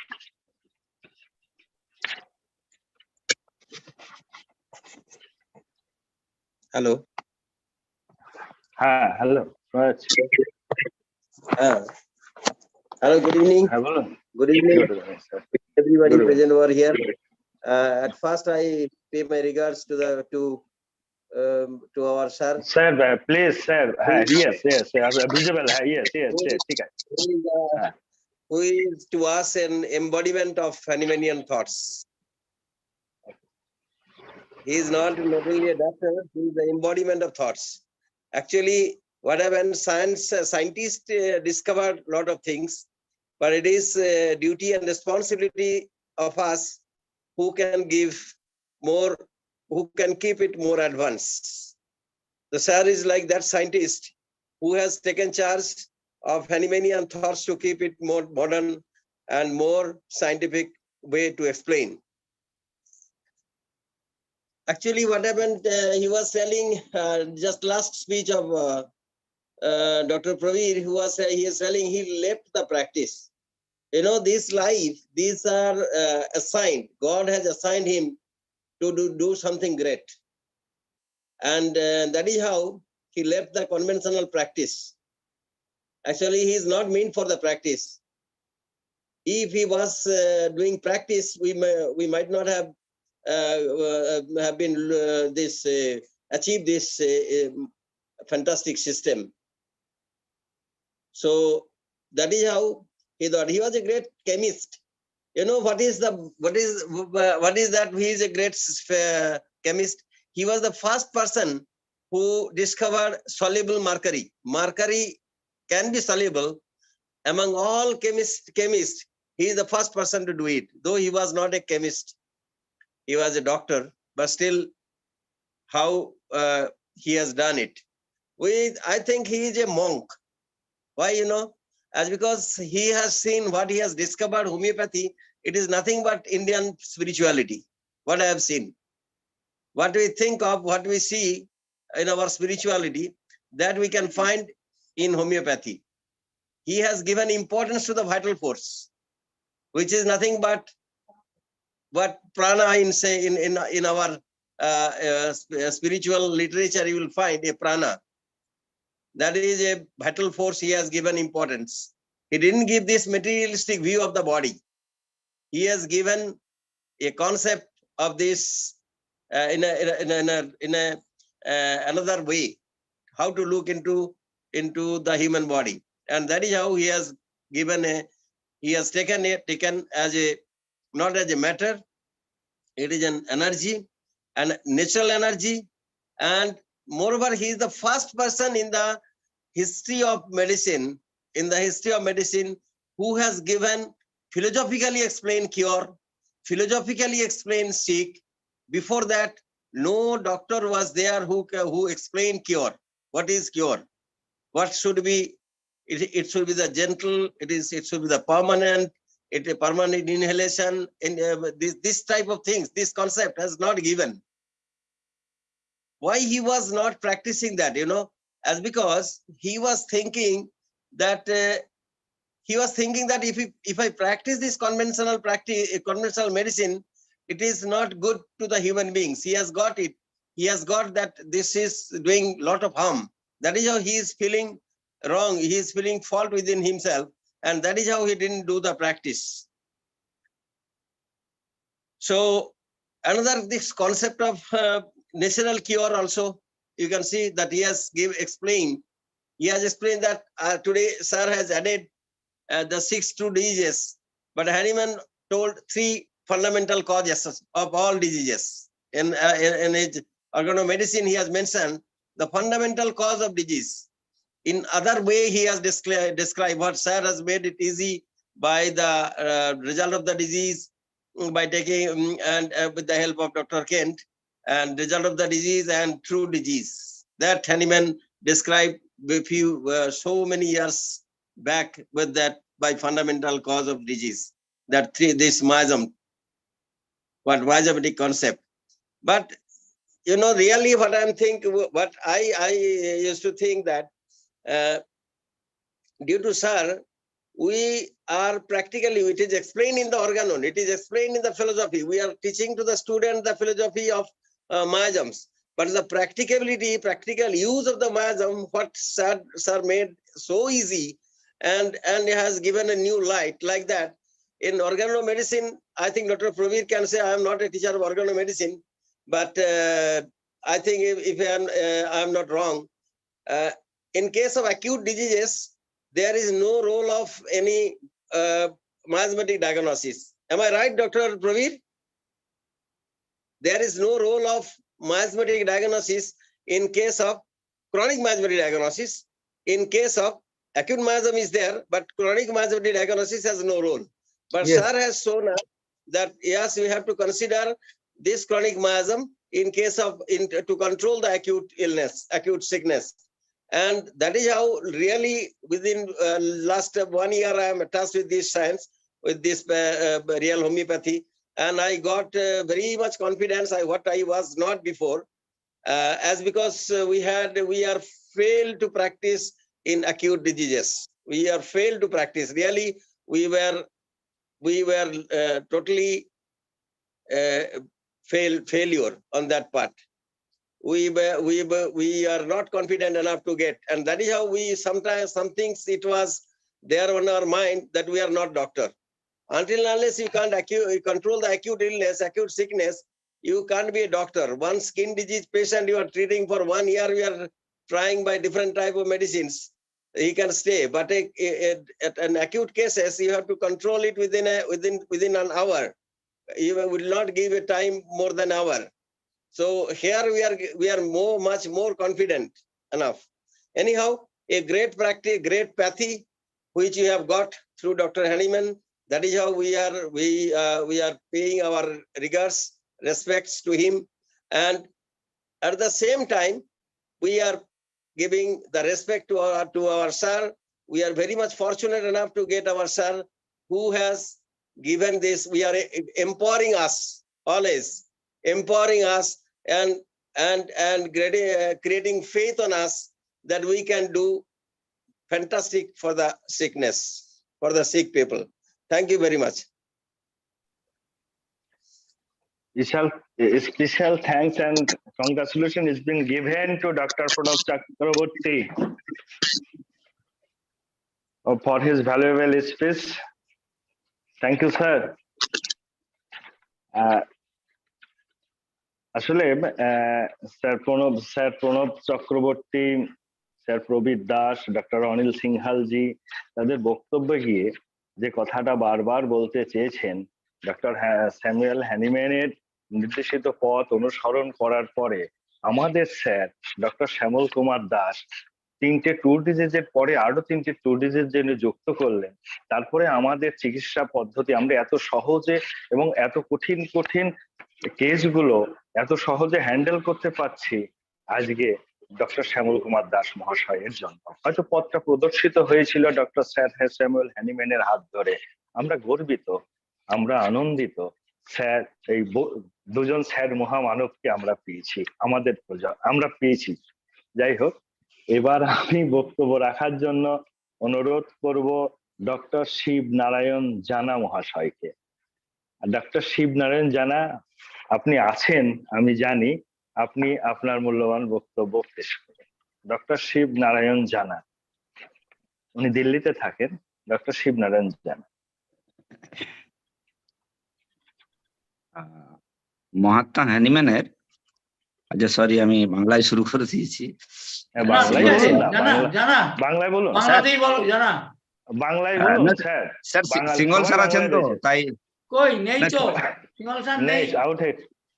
আচ্ছা সিঙ্গল স্যার নেই না, হ্যাঁ বাংলায় বলুন। ঠিক আছে স্যার, আমি একটু হিন্দিতে মানে অভ্যাস করছি আর কি। করো। কলেজেও বিভিন্ন অনুষ্ঠান সঞ্চালন আমি হিন্দিতেই করি। বেশ, ঠিক আছে, করো। সেই জন্য মানে হিন্দি আমাদের জাতীয় ভাষা হওয়ার কারণে আমি ঠিক আছে, চেষ্টা বলো, করছি। বলো। সরকারি স্তরেও ওরা প্রমোট করে হিন্দিকে। तो महात्मा हैनीमैन का ये 269 जन्मदिन और 268 जन्म वर्षगांठ, इस पर मैं उनको मेरा हृदय की गहराई से कोटि कोटि वंदन करता हूँ, नमन करता हूँ। मेरा ये मानना है कि महात्मा हैनीमैन जो मिशन बताया उन्होंने होम्योपैथी को, जो मिशन को उन्होंने आगे बढ़ाने का कोशिश किया, उस मिशन से केवल मैं नहीं, आज अनगिनत होम्योपैथिक चिकित्सकगण को अपने रोजी रोटी का अवसर मिला है। सुनने में थोड़ा सा ओड सा लगता है, पर मैं अपने दिल की गहराई में इस बात को पूरी तरह मानता हूं और जानता हूं। डॉक्टर हैनीमैन, उन्होंने मिशन बताया। मैं एक चीज बोलना चाहूंगा कि उन्होंने सही मायने में मिशन बताया। उसका कारण ये है, अगर हम मिशनरी बनेंगे तभी एक विज्ञान हो या जीवन की कोई भी कर्म कांड में हम अपना 100% दे पाएंगे। बगैर मिशनरी बने हम अपना 100% दे नहीं सकते। अगर छोटा सा भी स्वार्थ हो हमारे मन में, पैसे के लिए कर रहे हैं, नाम के लिए कर रहे हैं, शोहरत के लिए कर रहे हैं, तो हमने पूरा नहीं दिया। हमने अपनी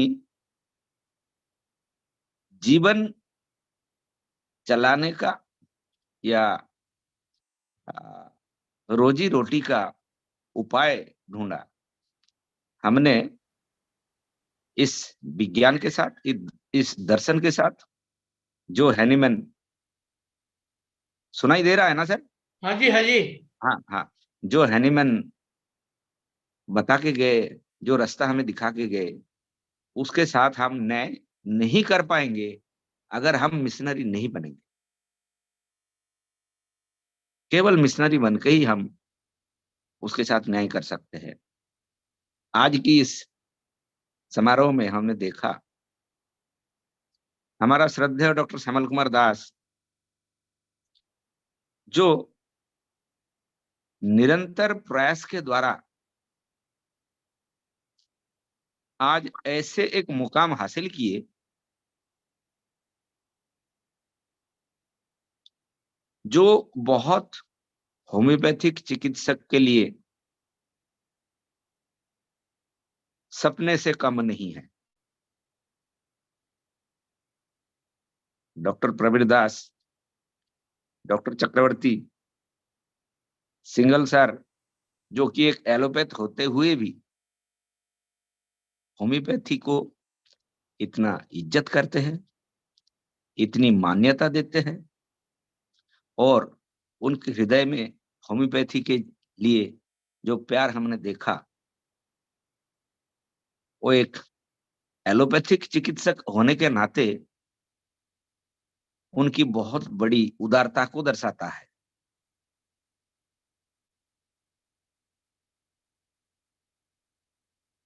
तो मेरा यही कहना है कि जैसे डॉक्टर दास ने बताया, सर ने भी बताया, कि हैनीमैन को इतने सारे विरोध, वंचना, लांछना और इतना अत्याचार सहन करना पड़ा, इसके बावजूद उन्होंने रुके नहीं। और हैनीमैन जिसको ट्रू कॉज ऑफ डिजीज बता के गए, उसी धारणा को बहुत अच्छी तरह हमारा श्रद्धेय डॉक्टर श्यामल कुमार दास आगे बढ़ा रहे हैं। आज ये बोलने में हमें कोई द्विधा नहीं है कि सर से जुड़ने से पहले, जैसे डॉक्टर चक्रवर्ती ने बताया, कि आप अगर एक्यूट डिजीज में रिजल्ट नहीं दे पा रहे हैं,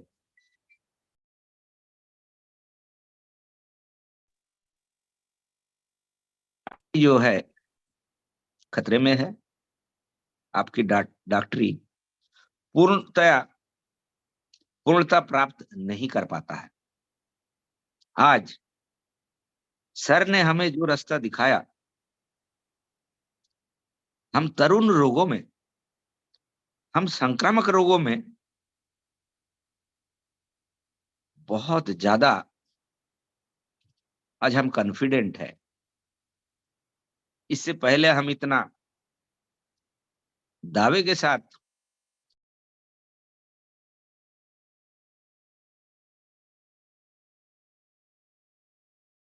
वो कोई बता नहीं पाए। सुनाई दे रहा है सर? हेलो, ठीक है, बोलते हैं ना। सुनाई दे रहा है सर? हाँ जी, हाँ जी। हाँ, इससे पहले एक कॉल आ गया था, तो कॉल आने से डिस्कनेक्ट हो जाता है। नहीं, हाँ, ठीक है अभी। तो इतने इतने दावे के साथ हम कभी ये बताने के लिए सक्षम नहीं रहे कि जाओ भाई तुम्हारी बीमारी ठीक हो जाएगी। ये कभी नहीं हुआ। जो आज हम कर सकते हैं, जरूर हम इसके अंदर ऐसी बाधाएं अभी भी सम्मुखीन होते हैं, ऐसा नहीं है कि हम 100% क्षेत्र में हम सफल हो चुके, नहीं हो चुके, पर जो निश्चयता, जो दावे आज हम कर सकते हैं, वो चीज हमारा श्रद्धेय डॉक्टर श्यामल कुमार दास सर से पहले कभी हम कर नहीं सके। तो हैनीमैन ने इतना विरोध, इतना लांछन, इतना अत्याचार, इतना अपमान सहने के बाद जो चीज हमें दे के गए, उसे आगे बढ़ाने का जो मिशन हमारे ऊपर देखे गए, हमें यथासंभव उस चीज में खुद को नियोजित करना है, खुद की 100% निचोड़ देना है, तभी हम हैनीमैन की सपने को धीरे धीरे वास्तवायित करने की दिशा में अग्रसर हो पाएंगे। डॉक्टर सैमुअल हैनीमैन उनकी 268 जन्म वर्षगांठ की अवसर में मैं पुनः उनको अपनी हृदय की गहराई से कोटि कोटि वंदन और नमन करता हूं। धन्यवाद। जय हैनीमैन, जय होम्योपैथी। Thank you. और डॉक्टर शिवनारायण জানা মহাশয়কে অসংখ্য ধন্যবাদ তার মূল্যবান বক্তব্য রাখার জন্য। আমরা আজকের অনুষ্ঠানের প্রায় শেষের দিকে চলে এসেছি, অনেক সময়ও নিলাম, 8:30 থেকে অনেক বেজেও গেছে, তবুও এত গুরুত্বপূর্ণ এবং মূল্যবান আলোচনা হচ্ছে, অনুষ্ঠানটা শেষ করতে ইচ্ছেও হচ্ছে না, মনে হচ্ছে আরো আলোচনা শুনি। প্রত্যেকেই তার মূল্যবান বক্তব্য দিয়েছে। এবার আমি বক্তব্য রাখার জন্য অনুরোধ করব আমাদের সর্বকনিষ্ঠ বক্তা, সর্বকনিষ্ঠই বলি আমরা, বয়সটা বেশি হলেও মনে প্রাণে এখনো যুবক, ভীষণ যুবক, আমাদের সমস্ত কাজকর্মের সঙ্গে থাকেন, আমাদের উৎসাহিত করেন, আমাদের ইন্সপিরেশন, ডক্টর মনীষনাথ ভট্টাচার্য মহাশয়। ডক্টর মনীষনাথ ভট্টাচার্য মহাশয়, আপনি আসুন এবং আমাদের উদ্বুদ্ধ করুন আজকের দিন। ধন্যবাদ উপস্থাপক মহাশয়। উপস্থিত সকল সুধীজনকে সাদর সম্ভাষণ জানিয়ে আজকে মহান হোমিওপ্যাথির সৃষ্টিকর্তা হ্যানিম্যানের শ্রদ্ধা নিবেদনের আসরে আমরা উপস্থিত হয়েছি এবং এই আসরে বসে বিভিন্ন জ্ঞানী গুণীজনের কথাগুলি শুনতে শুনতে আমি একটু ভাবপ্রবণ হয়ে গিয়েছিলাম। সেখানে একটু রবীন্দ্রনাথের একটা কথা, গানের মনে হচ্ছিল যে আজি হতে 100 বর্ষ পরে কে তুমি পড়িছ বসি আমার কবিতা খানি। এখানে একটু পরিশোধন করলে হ্যানিম্যান হয়তো অলক্ষ্যে ভাবছেন, হাসছেন যে আজি হতে 200 বর্ষ পরে কে তোমরা পড়িছ বসি আমার এই রচিত কবিতা খানি।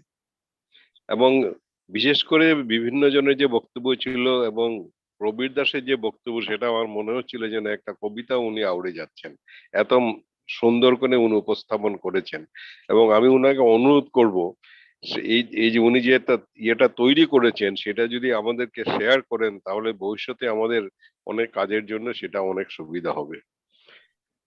একজন সাধারণ নাগরিক হিসাবে বাড়িতে কেউ ব্যথা পেলে আর্নিকা দিয়ে ব্যথা সারিয়ে আস্তে আস্তে হোমিওপ্যাথির প্রতি ইন্টারেস্ট নিয়ে হোমিওপ্যাথির সম্বন্ধে জানার আগ্রহ, সেই আগ্রহটাকে আরো বেশি তীব্র হলো যখন বুঝতে পারলাম যে হ্যানিম্যানই বলেছেন হোমিওপ্যাথির মধ্যে উনি একটা সত্য দেখতে পেয়েছেন এবং সেই সত্যটা কি তাই খুঁজতে খুঁজতে যখন আগ বাড়তে থাকলাম, আগ বাড়তে বাড়তে বিভিন্ন জায়গায় বিভিন্ন ইয়েতে পৌঁছালাম।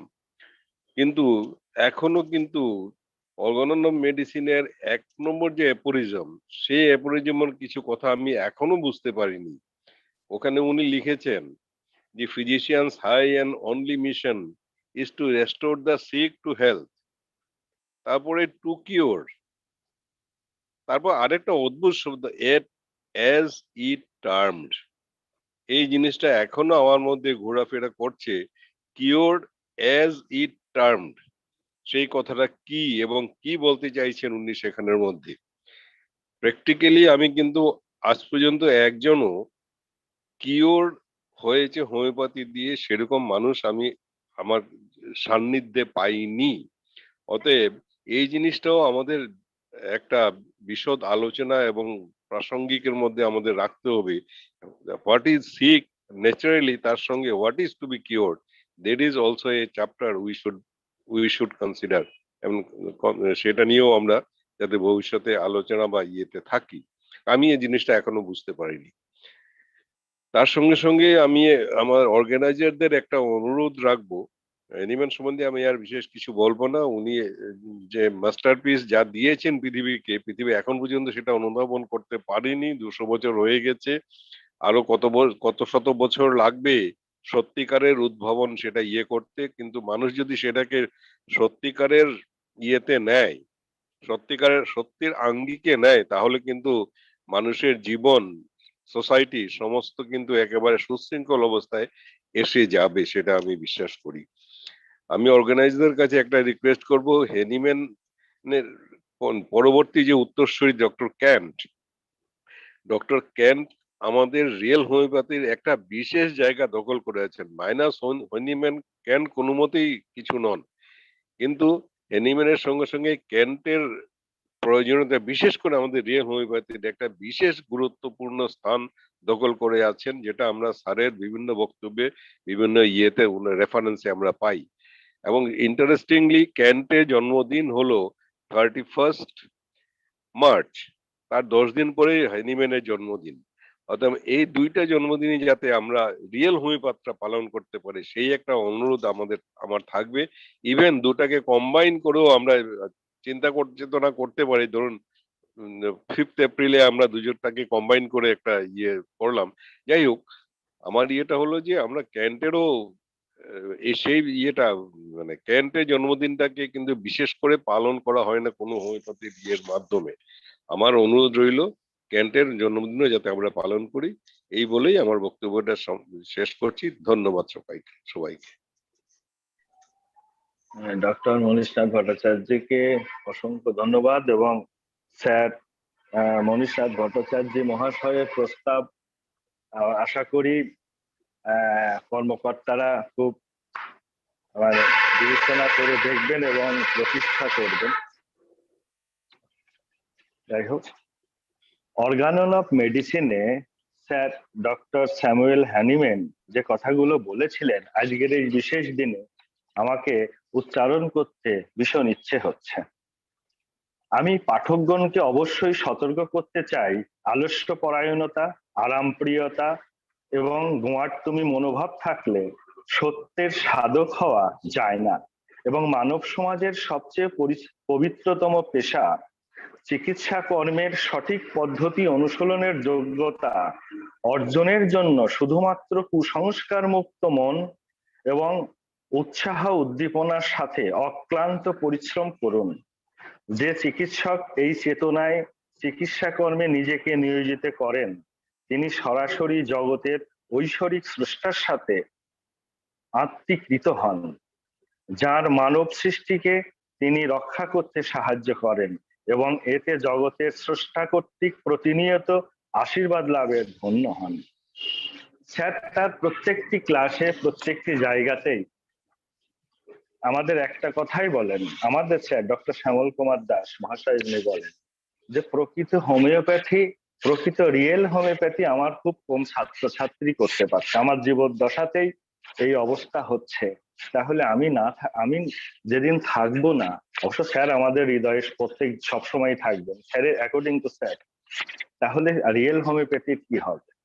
আজকের এই মহতী অনুষ্ঠানের বিশেষ দিনে আমাদের সবারই সংকল্প করা উচিত, এবং আমি সংকল্প করতে চাই যে আমরা আলস্য পরায়ণতা ত্যাগ করে কঠোর পরিশ্রমের মধ্য দিয়েই রিয়েল হোমিওপ্যাথিকে সঠিক জায়গায় পৌঁছে দেব এবং ভুল ত্রুটি যাতে আমাদের না হয় তার দিকে আমরা ভীষণ সতর্ক থাকব। আপাতত আজকের অনুষ্ঠান এই। স্যার আর কিছু কি আপনি বলবেন? না, ঠিক আছে। ঠিক আছে। সবাই সব দিক আজকে আমাদের মাঝে বক্তব্য রেখেছেন, আপনারা জানেন, আমাদের স্যার ডক্টর শ্যামল কুমার দাস, অসাধারণ বক্তব্য দিয়েছেন। ডক্টর রনিল সিংহালজি বক্তব্য রেখেছেন, doctor Shib Narayan Jana, doctor Pranab Chakraborty, doctor Prabir Das, doctor Manishnath Bhattacharya, অসংখ্য অসাধারণ বক্তব্যে আমরা ভীষণ সমৃদ্ধ হয়েছি। আমরা আগামী দিনে হোমিওপ্যাথি, রিয়েল হোমিওপ্যাথিটাকে প্রতিষ্ঠা করব, এই সংকল্প করে সবাইকে শুভ সন্ধ্যা জানিয়ে আজকের অনুষ্ঠান এখানে শেষ করছি। নমস্কার।